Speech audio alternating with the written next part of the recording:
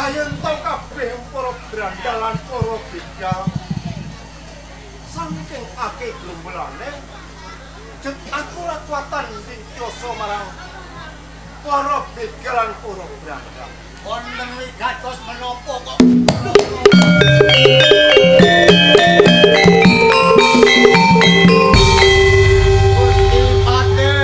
Wonten wigatos menapa njur panjenengan menika kok ngudurasa? Lampahipun boten lajeng malah mundur.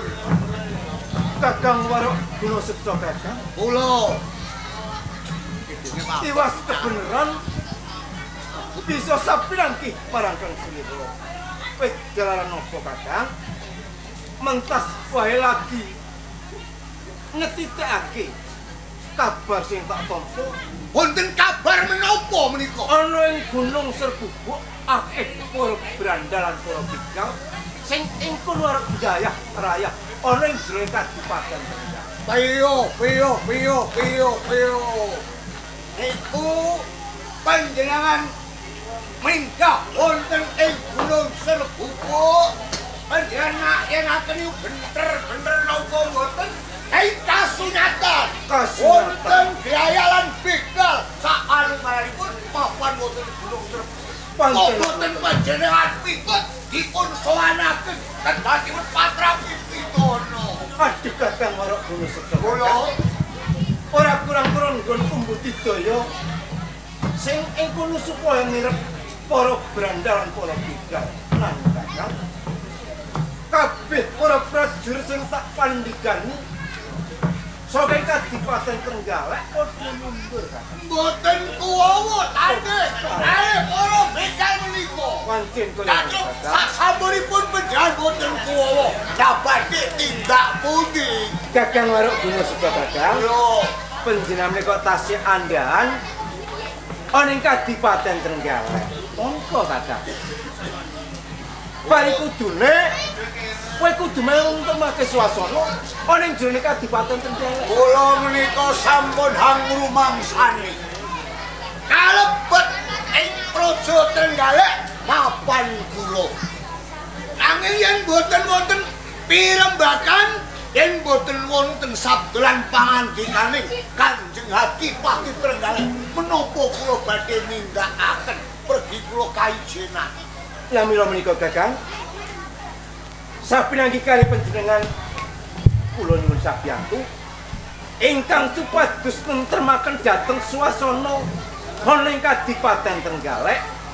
Lah mengko umpama wis bisa nirep para brandalan para begal ing mengkone salirang balak suwunake ganjaran ngarsane Kanjeng Dipati Trenggalek. Nggih, nuwun sewu. Kula menika nglampahi nggih dereng minggah dhateng Gunung Serbubuk nggih dereng. Kok badhe dipun paringi ganjar yen kula sampun kasil. Nggih, matur sembah nuwun. Yen kados mekaten panjenengan kula aturi kondur dhateng Praja Trenggalek. Kula kawula minggu kula minggah. Kakang Warok Guna Seksa Kakang. Para begalan para brandal dheweke sakti mahambara sing ati-ati. Ampun boten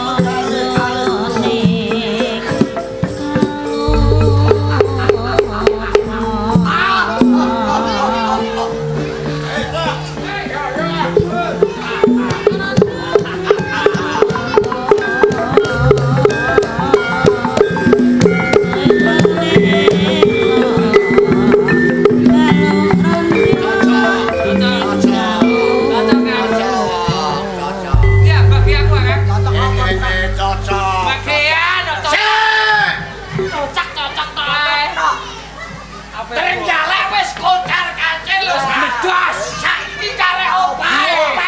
Ya mulai dia. Bab opa iki anak wis kaleksanan. Lah nyatane monggo iki sening dalan tunggu aku durung tunggone. Ugong. Oh, Wong nek ketemu es nek.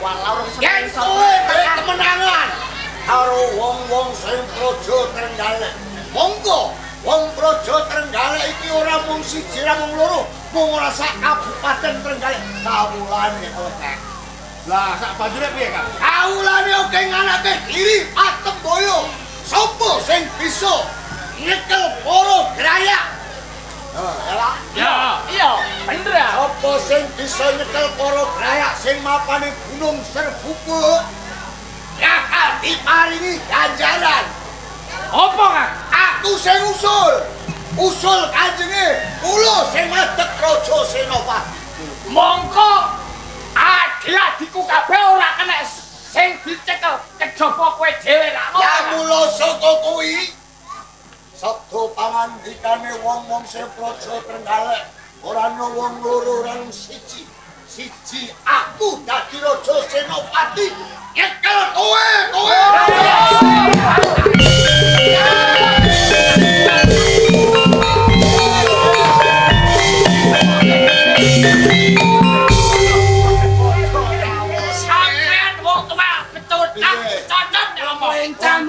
Esok kedele sore ketempe ngono. Lho, mergo kowe cupluk landhep dengkulku. Oh, iso.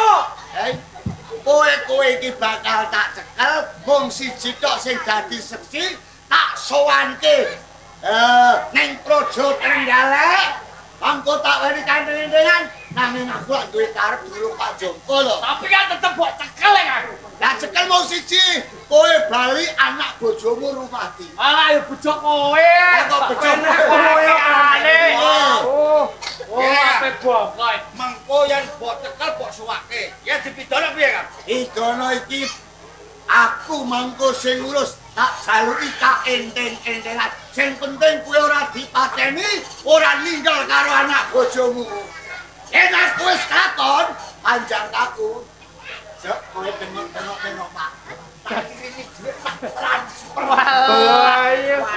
Jana lho jelali. Mas Jom, saiki ngene ta. Lah anak bojoku piye? Lah, Sing tak anak pikir bojomu. anak bojo. Kowe saben dina golek bojo. Kowe sok tak transfer tak kirimi. Wah, tuwek ono. Kowe kepiye? Pati Dalan jaman. apa dikirimi maksudnya apa? Sing ora sapa. Oh, Kowe sejile kok ngerti. Ngerti aku ah. Aku tetep ngerti. Pengalaman. Pengalaman kok. Sira mentolo. ayo. Iki ora usah nganake peperangan, ora usah ngake gelut, ora usah ngetokke runtus, ya. Ya. Sira mentolo tak jake suwane pendopo kanthi bandan. Ayo.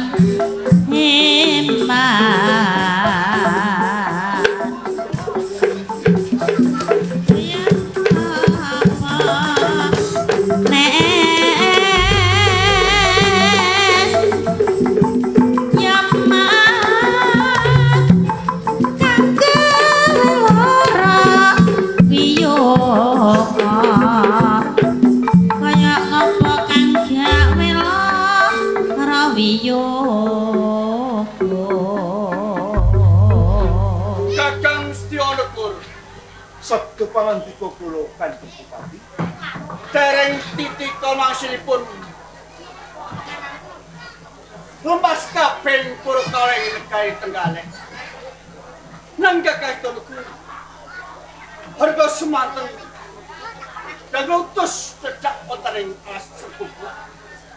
Ngetitaken sekaping para begal kampak keju kagem raya wonten kabupaten Kapundi Kakang. Kanjeng Dipati Digyong pancen wonten ing saklebetipun Gunung Serbubuk menika wonten gerombolan para begalan para brandal ingkang badhe njayah raya wonten ing Kadipaten Trenggalek. Menika saestu wonten saking gerombolan para begal Saestu wonten Kanjeng Dipati. laju Ning emanipun Kanjeng. emanipun terus pundi Kakang? Para begalan para brandal yang dipun pandhegani Suramentala saandhahanipun. Kula ndhekaken pikajenganipun piyambakipun bagus makotawaken Bundan Tangkosrat. Nglajengaken badhe minggah wonten ing Galek wilayah Bondo Donya wonten Kadipaten Galek. Ipun bawa sesako sampras ing Kakang Sura. Naniji ananging Terus prajurit yang kula pandhegani menika sedaya sami mimpa.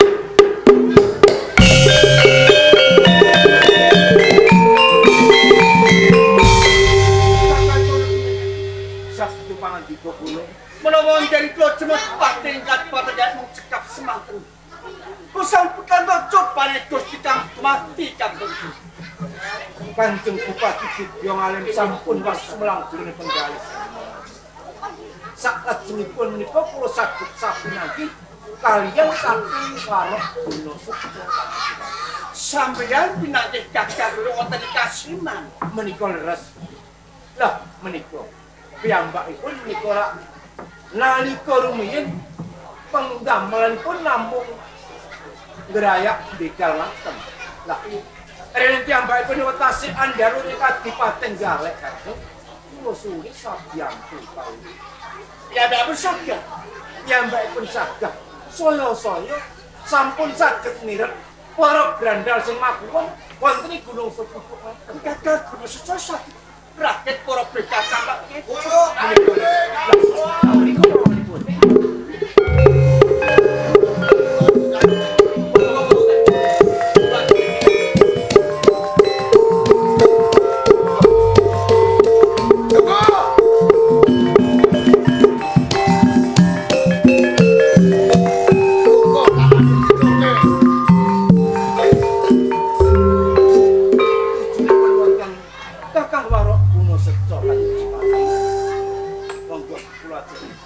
Nyuwun pangapunten Kanjenge, rinten-rinten lampune kok diunekke. Nggih kados ngaten. Oke bentar kita lupa ini Wah. Nggih, saderenge menapa ingkang badhe kula aturaken. Kula ngaturke sembah mugi kunjung. Kok tampil dados jimating manah kula. Sungkem kula kalian Kakang Gunung Sejo. Ya yen kula nambe asta kalih ndadosaken jimat Kanjenge Kakang Gunung Sejo. Menapa saestu sampeyan dalem saged kirangket para begal kampak kedu ingkang mapan wonten ing kasebut. Leres sabdo pangandika dalem kula ingkang netepi wajib, kula ingkang badhe nentremaken negari Galek. Matur sampun kasunyatan para kampak, para begal kula suwanake dhateng ngersa dalem. Niki pawongane nggih tiyang-tiyangipun sing damel rungsuh. Matur nuwun sawetawis bagus. Gaten. Sedulur, nggih, berapa maju nggih. Ora maju. Leno. Siapa sih? Suramentala. Nggih. Konmu ngampang begane, jus kok pikir sak diri. Sampun, mboten begal ngampang itu anak bojo kula mangan apa? Kurang ajar ki ngarepe Sang Dipati, Ora hati-hati omong jeplak wae. Apa nggono ngapak begal iki ana sing ngongkon apa? Ana sing ngakon apa ora? Karep dhewe. Ana masu. Barang itu. Awakmu kuru, kamu nampak begal. Iki ora bandas. Sapa jenengan? Suramentala, Kanjeng. Mau jare Surapati, Suramentala kanamu. Jenenge wong siji kok wong loro. Sura Tegel. Sura Tegel. Nek ngono kowe Tegel mentala matene wong. Nggih. Mentala merkosa wong. Nggih. Kaya ana sing ngakon kowe kaya tundak. Nggih. Anten Ono. Sapa sing ngakon karep? bojone kula. Bojomu dhewe sing ngakon tundak nampak. Nek syukur mangsamu kowe piteksa gedhe dhuwur. Saliyane begal ngampak ora ono gawe liyane. Nggih. Hot-hote kepepeten kahanan le Kanjeng. Kepepeten kahanan Peter ngampak mentolo karo tangga-tanggamu. Sing duitake kok colong. Nggih. Rampok. Ajeng mergamel menapa wong macul mawon boten saged. Ajeng kerja ngejos kalah karo kombi. Iya. Pancen zamane saiki zamane kopi. Jos era payu. So Tegel.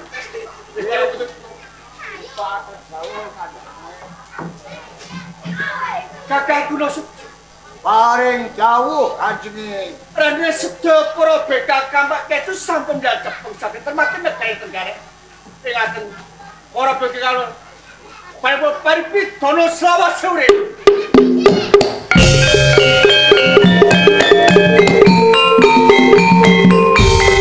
Punten dalem sewu kepareng munjuk atur. Terus pundi kakak kuno? Para grayak lan para begal yen panjenengan anggadhahi patrapi pidono mangke kula mawon ingkang badhe matrapi pidono mesakaken pergi kiyambakipun sampun keluarga nggadhahi anak bojo menawi wonten rusuh wonten ing praja Galek siman ingkang tanggel jawab Kanjeng. Nggih. Kakak kuno Aden. Ingaten pidono luar menika luari boten saged. Makaten matur sembah nuwun. Kono bali. Bali kono bojomu, anak-anakmu bali.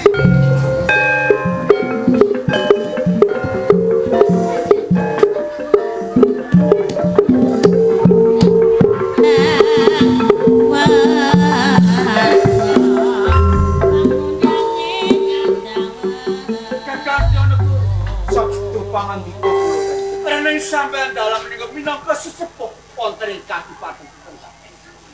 Saya sampun Tenggare sampun terbuka kados wingi. Terputus samenika kahanan.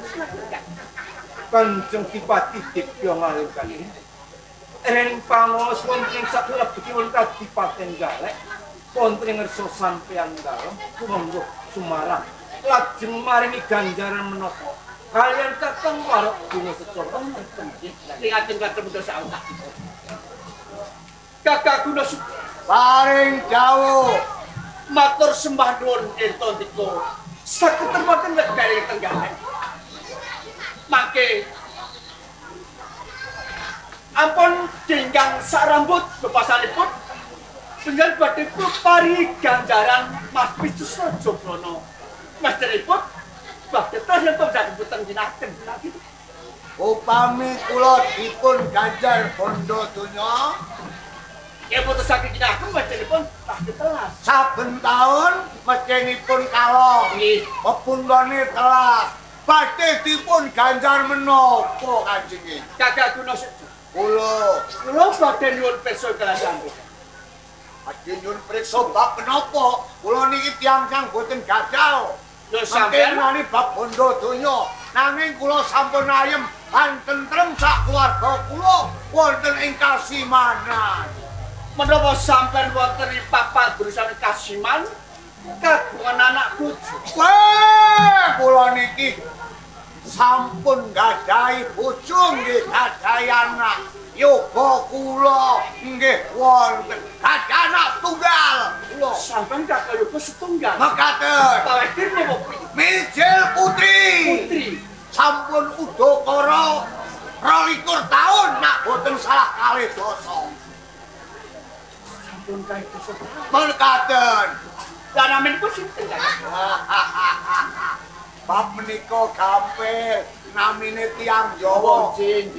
Dipun wonten dalan-dalan dipun teluk niku nggih ten ngoten kemawon. Nggih naminipun jelasipun Suminten. Oh, Suminten. Nggih. Boten bab menapa kok panjenengan nyuwun priksa yen kula ngeri gadahi yoga wujudipun putri kang nami Suminten badhe dipun napakaken. Kakak kula Kula sampean kakak yoga parito. nggih Kula kakak putra priya. Lah niki sampean boten kula gandar mahpi siswa jobro kang pelipene iku boten. Sampean badhe kula ajak bebesanan. besanan. Wah.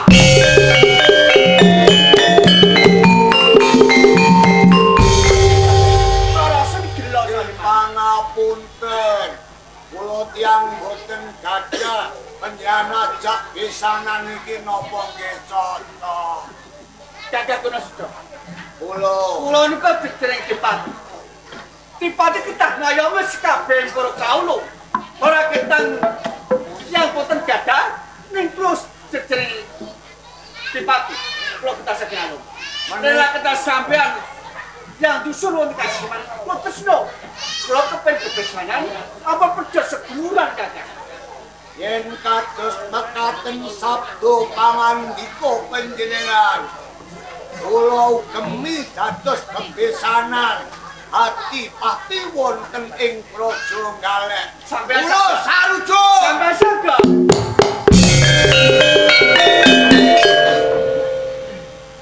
Kakak kula sujud. Kula Sabar sagah data pisan kula. Weteng sampeyan salah tundung untuk wonten kasiman. Kondo sak keluarga yen to yen keparengipun lan sabdanipun Kanjenge Dipati kula badhe ngabari alih anak bojo kula dateng ing kasimanan badhe toto. Pangestu jando kula Gustine Pati pun lilo lan lego menjadi kula.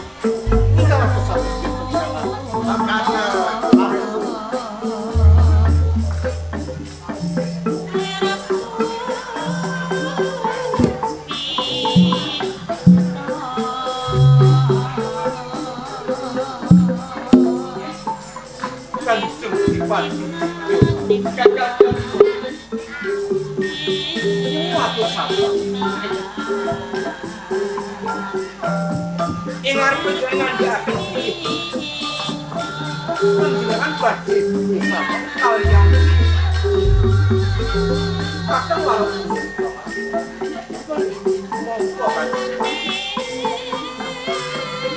penjenengan anggadhe putra sampai penjenengan penggalih segala lampahan itu sampun kepetan, sampun klopik. Dalam kakang brosus sabilo, merukupi wonten sebentar pada mereka sakit termakan kakang. Namun, ingat dengan penjenengan. Lagi masih bertemu dari mana tosi suasana komat. Waduh. Pulau kata lupa yang menikmati status penggalian. Tapi kematikan, terus terima kasih untuk jangan. Oh, enggak. Supaya tiga orang tidak boleh.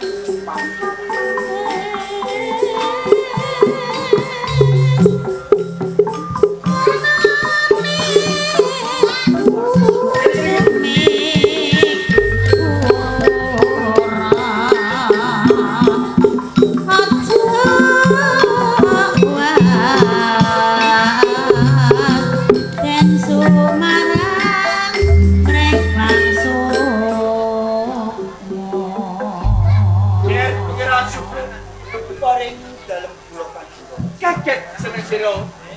Titik bali marang waktu patis kula. Tetap ratap pindho tumuju ing sarbu. Boten kados adat rupianipun. Yen Kanjeng Rama Debya malih nimbalingken putra kang supados warstita wonten ing Ngersandara. Menapa ingkang putra anggadhahi lepat munggoipun pranatan wonten ing Kabupaten Trenggalek.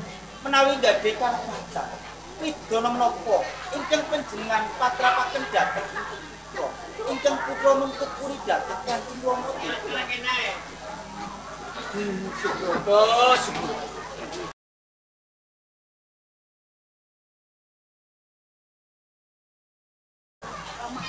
Yo, neng ora laku jokan tampanan nggih. dahat ing pamumbi pinangka ndamel kegiatan anggen kula gesang wonten sak ngandhapipun panjenengan. Posok wangsulipun boten katalumben ingkang putra ngaturaken sembah pangabekti mugi Ya tak tampa ge ngaten kula. syukur paring dawuh kula Purama mimbal marang sirahmu. Ora kok jeluput kuring tata negari Trenggalek. Iki ana perkara kanggo kabudayanmu panjenengan loromu. wonten perkawis magepokan bab kapribadenipun Raden Mas Sugmita. Lajeng monggo Rama enggal-enggal bloko dhateng ingkang putra kalih. Ger suku. Apa sira mapan sak tering kasatran Kabupaten Trenggalek? Apa dina kesajripan? Kanjeng Rama jimat pepundhen kula. Awit kula alit ngantos akhir dewasa. Kula mapan wonten ing bangku pawiyatan. Ngasu karo bab tatananipun negari wonten ing Kabupaten Trenggalek. Babar pisan ingkang putra Raden Subrata dereng nate rawuh dhateng ingkang wanita Kanjeng Subrata. Siramu besok gumaten nata. Dadi pangeran anom ya pangeran Pakti Trenggalek. Besok to Rama ora bisa. Wis kabeh ukur kaul. Nangis. Yen mengkono siramu tak jenenge pangeran Pakti, saku. Saku ora. Kanjeng Rama Iya. nelakaken gunge panuwun ingkang tanpa pepindhan. Jalaran Kanjeng Rama ngendikaaken menawi toh benjang Kanjeng Rama lengser saking pendhapi Kabupaten Trenggalek kula ingkang gantosi pinangka lenggah dados Pangeran Pakti. Nggih, kula sago Kanjeng Rama. Nangis Subrata. Wong dadi Bupati utawa Ratu kuwi aja nganti kursi godang siji. Palunggane garwa Pranaswari. Nangis Subrata. Pari kudune kuwi kudu palakrama Subrata. Kula kedah palakrama.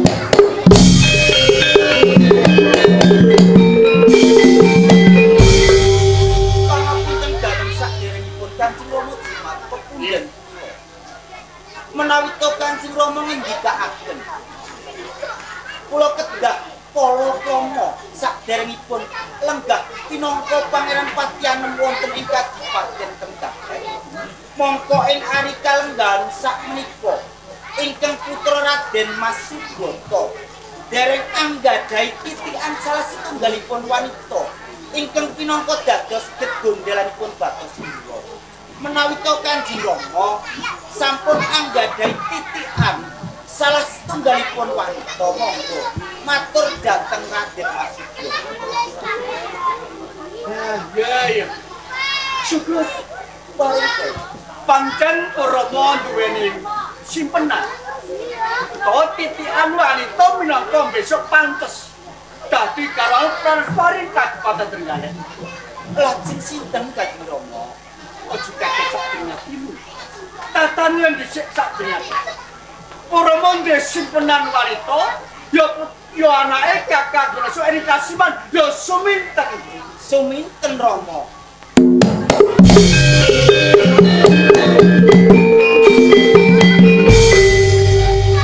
Kanjeng Rama jimat pepundhen kula. Menawi to Kanjeng Rama ngendikaaken sampun gadhah titikan boten sanes suminten. Mongko kabar ingkang kula tampi. Menawi to suminten menika bocah saking paran padesan. Menapa pas lan jumbuh menawi to suminten dados putra mantu dhateng Kanjeng Rama Dewa. Nek menapa mboten ndamel semipun asma panjenengan. Subrata. Kabeh lelakon iki tak pikir. Ora bakal desin. Keran. Kakang guna sola bola putih Trenggalek sumber maki. Alpes sumraket berbekap. Sing ya wonten ing kabupaten Trenggalek. Lha kinapa? Ndak kaya dalam bisa coba mesti langsung abake bakal. Saiki aja ngene pedas seduluran. Ora apa bang ajak bebesan kakang suci. Kanjeng Rama jimat pepundhen kula. Menika leres atur Kanjeng Rama Dewa malih. Menawi to wonten kawula ageng lago-labet tumrap negari Kabupaten Trenggalek. Ing mriku nampi ganjaran murwat lan labuh labetipun. Dumawah koso wangsulipun. Menawi to ageng lepatipun mungguhipun Kabupaten Trenggalek. Ing mriku badhe nampi pidana. Menapa mboten wonten ganjaran saksanesipun? Saksanesipun kula dipun dawuhaken dhateng suminten Kanjeng Rama. Mas Broto, Paring dawuh kula Paman Pakde. kula trimanut mawon. Kalih ingkang rama. Paman Pakde, boten teges kula niki badal dawuh Kanjeng Rama boten. Jalaran napa? Kula boten ngertos tetepi agetipun dapur wangunipun si suminten. Menapa saged kalampah kula dawuh lan suminten Paman Pakde. Kados ngaten. Monggo. Subrata. Paring dawuh. Sebisa meneh Oromo ngutus marang siramu Filemo tapi putri suci Kanjeng Rama, kula mboten sago.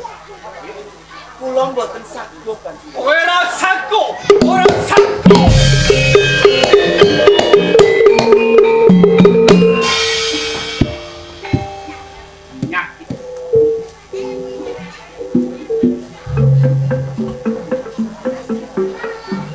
Sewu kan berpati kali. Kang terus. Kula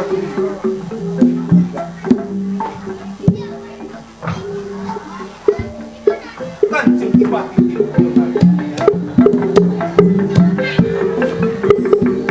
kula aturi ngrajut rumah tio panjenengan.